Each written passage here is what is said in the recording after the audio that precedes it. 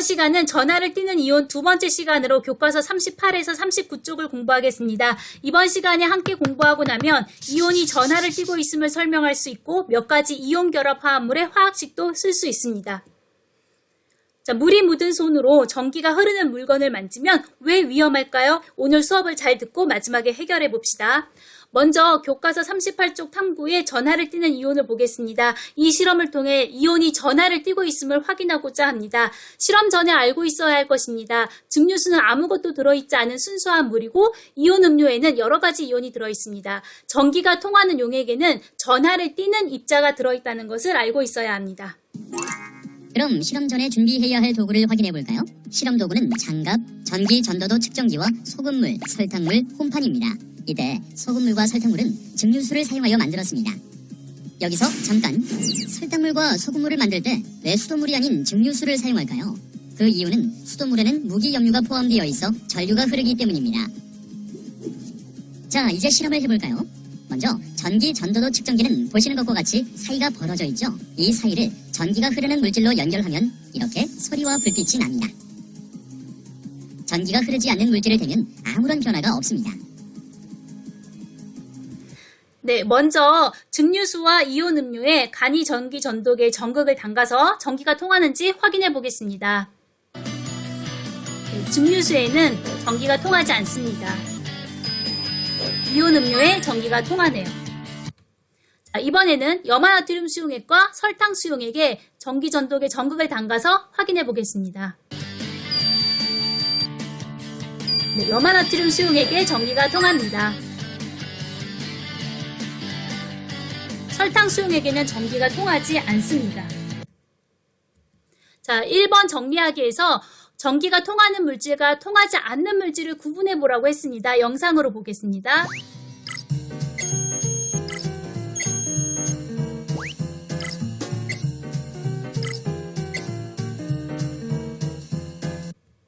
네, 그래서 표에 전기가 통하는 물질은 이온 음료, 염화나트륨 수용액, 전기가 통하지 않는 물질은 증류수, 설탕 수용액이라고 정리할 수 있습니다. 자, 2번 전기가 통하는 물질의 공통점을 찾으라고 했습니다. 실험 1에서는 증류수는 전기가 통하지 않고 이온 음료는 전기가 통한 것으로 봐서 이온이 들어있는 용액은 전기가 통한다라는 것을 생각해 볼 수 있습니다. 실험 2에서는 염화나트륨 수용액이 전기가 통하는 것으로 봐서 염화나트륨 수용액에도 이온이 들어있겠구나라고 유추할 수 있습니다. 따라서 전기가 통하는 물질에는 모두 이온이 들어있다라고 생각할 수 있습니다. 자, 마지막 정리하기. 이온이 들어있는 용액이 전기가 통하는 까닭입니다. 전기가 통하는 용액에는 전하를 띠는 입자가 들어있는 거라고 했죠. 따라서 이온이 전하를 띠는 입자이기 때문에 이온이 들어있는 용액은 전기가 통하구나 라고 생각할 수 있습니다. 실험을 정리하면 이온이 들어있는 용액은 전기가 통하였고 이를 통해서 이온이 전하를 띠고 있음을 확인할 수 있다는 건데요. 왜 그런지 이유를 살펴보겠습니다. 왼쪽 위는 물에 녹기 전 설탕 입자 모습입니다. 자, 왼쪽 아래는 용매인 물을 확대한 모습이고요. 오른쪽은 설탕이 물에 용해될 때 설탕 분자는 이온으로 분해되지 않고 중성인 상태로 존재하는 모습입니다. 중성 입자는 전하를 띠지 않아서 플러스 극이나 마이너스 극으로 이동하지 못하기 때문에 전류가 흐르지 못하고요. 염화나트륨은 염화이온과 나트륨 이온 형태로 물 입자에 둘러싸여서 이온이 하나씩 떨어져 나가게 됩니다. 염화이온은 음이온, 나트륨 이온은 양이온이고요. 음이온인 염화이온은 플러스 극 쪽으로, 양이온인 나트륨 이온은 마이너스 극으로 이동해서 전류가 흐를 수 있게 됩니다. 자, 다시 한번 정리합니다. 설탕 수용액에서 설탕 분자는 중성인 입자로 존재해서 전기가 통하지 않습니다. 염화나트륨 수용액에서 염화나트륨은 양이온과 음이온으로 나누어져서 전하를 운반하기 때문에 전기가 통합니다. 이온이 전하를 띠고 있음을 확인하는 또 다른 실험을 한 가지 보겠습니다.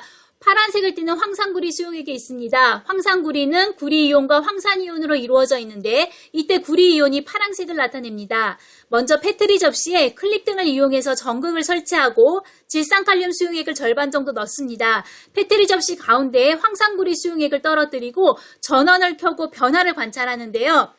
전원장치 전원을 켜면 황산구리 수용액에서 파란색 성분이 마이너스 극 쪽으로 이동합니다.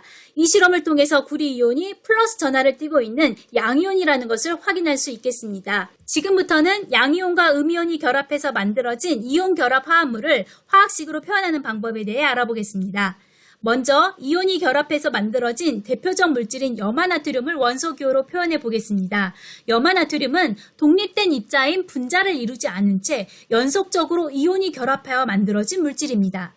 이럴 경우에는 원자의 수를 특정하여 나타낼 수 없으므로 원자 수의 비를 이용해서 화학식을 표현합니다. 염화나트륨 모형에서 나트륨 이온과 염화 이온의 비율은 1:1입니다. 그러므로 각각의 원소 종류를 원소 기호로 쓰고 각 원소의 비율을 원소 기호 오른쪽 아래에 나타내는데 이때 1은 생략하고 NaCl로 표현할 수 있습니다. 네, 나트륨 이온과 염화 이온이 결합할 때는 쓸 때는 양이온인 나트륨 이온부터 먼저 써서 NaCl, 읽을 때는 음이온인 염화 이온부터 먼저 읽어서 염화나트륨 이렇게 읽습니다. 그래서 염화나트륨은 NaCl입니다. 또 하나의 규칙은 양이온의 총 전하량과 음이온의 총 전하량이 같아야 한다는 것입니다. 염화칼슘을 예를 들어 이야기해 보겠습니다. 칼슘 이온은 전자를 2개 잃어서 이렇게 빈자리가 2개 있습니다. 염화이온 1개는 전자 1개를 얻어서 뾰족하게 나온 부분이 1개 있습니다. 자, 칼슘 이온과 염화 이온을 퍼즐 맞추듯이 꼭 맞추어야 하는데요. 염화 이온이 1개면 자, 빈자리가 이렇게 하나가 들어가기 때문에 하나가 남겠죠. 그래서 염화 이온이 2개 있어야 합니다. 양이온에 들어간 자리, 음이온에 나온 자리가 꼭 맞아야 합니다. 그래서 여기 염화칼슘 수용의 그림을 보면 칼슘 이온 1개에 염화 이온이 2개씩 존재하게 됩니다. 염화칼슘은 칼슘 이온과 염화 이온으로 이루어져 있습니다. 이온의 원소 기호를 씁니다. CaCl. 칼슘 이온은 전자 2개 잃어서 빈자리가 2개, 염화 이온은 전자 하나 얻어서 뾰족하게 나온 자리가 하나죠. 그래서 전하량의 비는 2:1이고요. 퍼즐처럼 꼭 맞추기 위해서 필요한 이온의 개수비는 1:2입니다. 앞으로 이온의 개수비는 전하량의 비를 이렇게 대각선으로 생각해 주시면 쉽습니다. 그리고 이온의 개수비를 마지막으로 원소 기호 오른쪽 아래에 쓰는데 이때 이온의 개수 1은 생략해서 염화칼슘은 CaCl2라고 표현할 수 있습니다. 질산은은 은이온과 질산이온으로 이루어져 있습니다. 각 이온을 원소 기호로 쓰는데 이때 NO3-는 NO3까지만 써주시면 됩니다. 전자를 1개 잃고 1개 얻었기 때문에 전하량의 비는 1:1이고요. 퍼즐처럼 꼭 맞추기 위한 이온의 개수비 역시 1:1로 대각선 생각해 주시면 되겠습니다. 그래서 질산은은 AgNO3입니다. 질산 나트륨은 나트륨 이온과 질산 이온으로 이루어져 있는데요. 원소 기호를 씁니다. NaNO3. 이때도 역시 전하량의 비는 1:1, 이온의 개수비도 1:1이어서 그대로 질산 나트륨 NaNO3라고 씁니다. 염화은입니다. 은이온과 염화이온으로 이루어져 있고 각 이온의 원소 기호 AgCl이라고 씁니다. 이때 전하량의 비도 1:1, 이온의 개수비도 1:1이므로 염화은은 AgCl로 나타냅니다. 아이오디나납은 납이온과 아이오디나 이온으로 이루어져 있고 이온의 원소 기호로 PbI로 나타냅니다. 이때 전하량의 비는 2:1입니다. 꼭 맞추기 위한 이온의 개수비는 대각선 1:2겠죠. 납이온의 빈자리 2개에 아이오디나 이온이 2개 들어가야 한다는 뜻입니다. 이때 이온의 개수비를 원소기호 오른쪽 아래에 써주는데 이온의 개수 1은 생략하고 아이오디나 납은 PbI2로 나타낼 수 있습니다. 마지막 탄산칼슘입니다. 칼슘 이온과 탄산 이온으로 이루어져 있고요. 이온의 원소 기호는 CaCO3까지 써주시면 됩니다. 전하량의 비는 2개를 잃고 2개를 얻었기 때문에 2:2, 자 1:1로 써주시면 됩니다. 따라서 이온의 개수비는 1:1이고요. 1은 생략해서 탄산칼슘 CaCO3로 나타냅니다. 39쪽 스스로 확인하기입니다. 젖은 손으로 전기기구를 만지면 감전될 수 있는 까닭을 설명해 보자고 했습니다. 손에 묻어있던 물질이 물에 녹아서 이온으로 나누어지면 전기가 통할 수도 있고요. 수돗물 자체에 여러 가지 이온이 많이 들어있기 때문이라고 생각할 수도 있겠습니다. 오늘 내용 여기까지입니다. 다음 시간에는 교과서 40에서 42쪽 이온을 확인하는 방법에 대해 공부하겠습니다. 계속 이어서 구글 설문지 활동에 잘 참여해 주시고요. 수고 정말 많으셨습니다. 다음 시간에 만나요.